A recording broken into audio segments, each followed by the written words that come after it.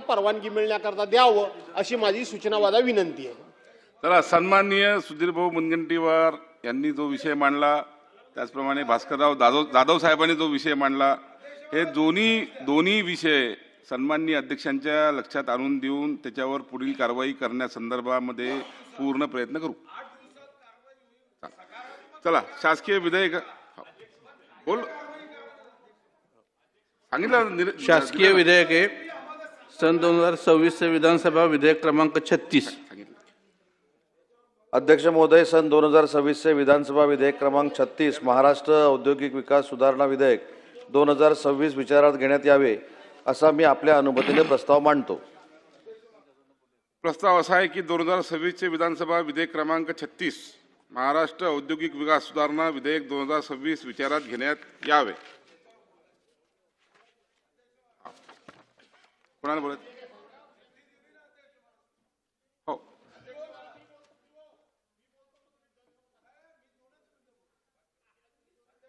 बोला सुधीर भाऊ बोला. या महाराष्ट्र औद्योगिक विकास अधिनियम 1961 यात आणखी सुधारणा करण्याकरता विधानसभा विधेयक क्रमांक 36 याला अध्यक्ष महाराज मी समर्थन करण्यासाठी जरी उभा असलो तरी माननीय मंत्री महोदयांना काही महत्त्वपूर्ण सूचना करायच्या आहे. हे खरं आहे की राज्यामध्ये सन्माननीय मुख्यमंत्री महोदय, सन्माननीय उपमुख्यमंत्री महोदय व सन्माननीय उद्योग मंत्री महोदयांच्या नेतृत्वामध्ये उद्योग क्षेत्रामध्ये अतिशय वेगाने वाटचाल होते आहे. देशामध्ये सर्वात वेगाने वाटचाल होणारं राज्य उद्योग क्षेत्रामध्ये हे महाराष्ट्र आहे. पण अध्यक्ष महाराज, काळजी घेण्याची आवश्यकता आहे. नजरहटी दुर्घटना घटी. रस्त्यावरून प्रवास करताना अनेकदा हा बोर्ड आपण वाचतो. सन्माननीय मंत्री महोदय, माझे स्पेसिफिक काही प्रश्न या संदर्भात आहे ज्याची सकारात्मक उत्तर अपेक्षित आहे. आपण 75 कोटीवरून आता कर्ज घेण्याची मर्यादा ही 6000 कोटी करताय. 80 पट जेव्हा तुम्ही कर्ज घेण्याची मर्यादा वाढवत आहात, आवश्यकता असेल कर्ज घेतलंच पाहिजे अध्यक्ष महाराज. पण अध्यक्ष महाराज, हे कर्ज घेताना समतोल, संतुलन आणि आमच्याही भागातला औद्योगिक विकासाला निधी उपलब्ध करणं आणि या कर्जातून या महाराष्ट्राच्या सर्वच क्षेत्रामध्ये समतोल विकास होण्याची आवश्यकता आहे. चंद्रपूर जिल्ह्यामधलं ताडाली ग्रोथ सेंटर आणि चंद्रपूर MIDC याच्या एकूण पायाभूत सुविधांचा प्रस्ताव साधारणतः दोन्हीही एकत्र केली तर एक 80-90 कोटीचा प्रस्ताव हा तुमच्या विभागाकडे प्रलंबित आहे. तुम्ही इतर क्षेत्रातल्या मग तळेगाव फेज 1, 2, 3, 4, 5 तुम्ही हे पैसे कर्ज घेता, पण त्या कर्जामध्ये आम्ही सुद्धा वाटेकरी आहोत ना. ते कर्ज काही एकट्या तळेगाव MIDC साठी घेतलं जात नाही, महाराष्ट्राच्या उद्योगासाठी घेतलं जातं. म्हणून या संदर्भात कर्ज घ्या. 6000 कोटी नव्हे, अजून एक शून्य वाढवा. पण त्या कर्जामध्ये हिंगणघाट दिसलं पाहिजे, त्या कर्जामध्ये चंद्रपूर दिसलं पाहिजे, त्या कर्जामध्ये गडचिरोली सुद्धा दिसलं पाहिजे. आणि म्हणून माझा स्पेसिफिक पाठिंबा देताना अध्यक्ष महाराज माझी आपल्याला नम्र विनंती आहे की या संदर्भातला जो प्रस्ताव तुमच्या विभागामध्ये प्रलंबित आहे त्याला या 8 दिवसामध्ये आपण मंजुरी देऊन ताबडतोब पायाभूत सुविधा चंद्रपूर औद्योगिक क्षेत्रामध्ये आणि ताडाली MIDC मध्ये निर्माण करण्याच्या दृष्टीने आपण मदत करावी. आज अध्यक्ष महाराज विदर्भ वैधानिक मंडळ नाही. माझी दुसरी मागणी आपल्याला आहे की आपण मोठ्या प्रमाणावर डावोस जाता. अतिशय जेव्हा तुमचे फोटो पाहतो आम्हाला आनंद होतो की उदय सामंतजीचा फोटो इतका स्मार्ट दिसतो अध्यक्ष महाराज की एखाद्या चित्रपटाच्या दिग्दर्शक डायरेक्टरांनी पाहिलं तर चित्रपटात काम देईल, सूट बोट कोट. पण डावोस मधून जेव्हा उद्योग येतात तेव्हा आमच्याही त्याकडे लक्ष दिलं पाहिजे. म्हणून दुसरी मागणी मंत्री महोदय की तुम्ही एकदा व्हाईट पेपर काढा.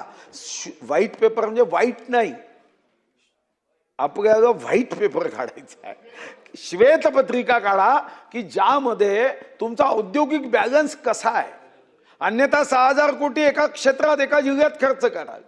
तुम्हाला आमची मंजुरी आहे, पण तुम्ही एक श्वेतपत्रिका काढा की विदर्भामध्ये किती उद्योग आहे, किती रोजगार आहे, मराठवाड्यात किती उद्योग आहे, किती रोजगार आहे, महाजन साहेबांच्या उत्तर महाराष्ट्रात किती उद्योग आहे, किती रोजगार आहे, पश्चिम महाराष्ट्रात किती उद्योग आहे, किती रोजगार आहे. अध्यक्ष महाराज, ही श्वेतपत्रिका काढण्याचा शब्द तुम्ही निश्चितपणे द्याल असा माझा विश्वास आहे. आणि तिसरा मुद्दा अध्यक्ष महाराज, औद्योगिक विकास झाला पाहिजे का अध्यक्ष महाराज? झालाच पाहिजे. पण अध्यक्ष महाराज, यावर आता एक सर्वंकष चर्चा सुरू झाली आहे. 1820 मध्ये औद्योगिक क्रांती झाली, इंडस्ट्रियल रिव्होल्युशन 1820 मध्ये झालं. तेव्हा एक स्वप्न रंगवलं गेले. ते स्वप्न होते अध्यक्ष महाराज की औद्योगिक क्रांतीनंतर सर्वांचं जीवन सुखी होईल, समाधानी होईल. पण अध्यक्ष महाराज, आज एक गोष्ट लक्षात येत आहे की सुखी समाधानी किती झालं हे तर तपासण्याची यंत्रणा आपल्या देशात तर कुठं नाही आहे. पण अध्यक्ष महाराज, जेव्हा संयुक्त राष्ट्र संघाने हे तपासलं तेव्हा आम्ही हॅपीनेस इंडेक्स मध्ये आमचा देश नाही आहे. हॅपीनेस इंडेक्स मध्ये ते देश आहे ज्यांनी पर्यावरणावर प्रचंड प्रेम केलं.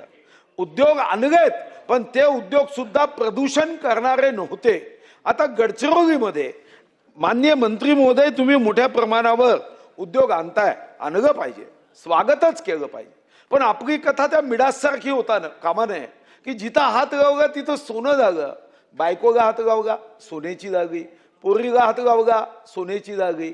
आणि अन्नाला हात लावला, सोन्याचं झालं आणि तो उपाशी मेला.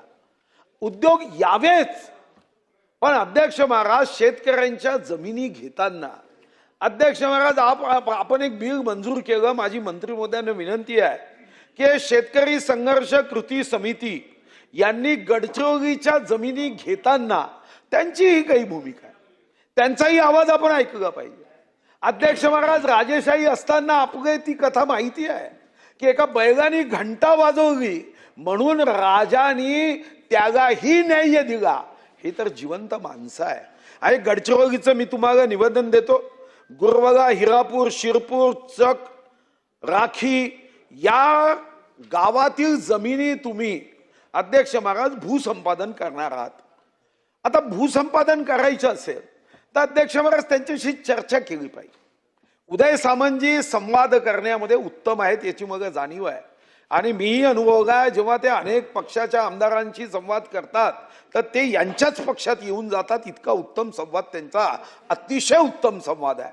माझी त्यांच्या समोर एकच मागणी आहे की असाच प्रेमाचा, स्नेहाचा संवाद हा गडचिरोलीच्या शेतकऱ्यांच्या सोबत तुम्ही करावा, त्यांचं मन जिंकावं, आशीर्वाद घ्यावा. आणि भविष्यामध्ये अध्यक्ष महाराज, अशीच तुमची औद्योगिक प्रगतीची घोडदौड आणि तुमची राजकीय घोडदौड अशीच वेगाने व्हावी ही तुमचा मित्र म्हणून सदिच्छा आहे. पण या प्रश्नांचं उत्तर दिलं तरच घोडदौड होईल, एवढं मात्र लक्षात ठेवून उत्तर तुमच्याकडून अपेक्षित आहे. धन्यवाद.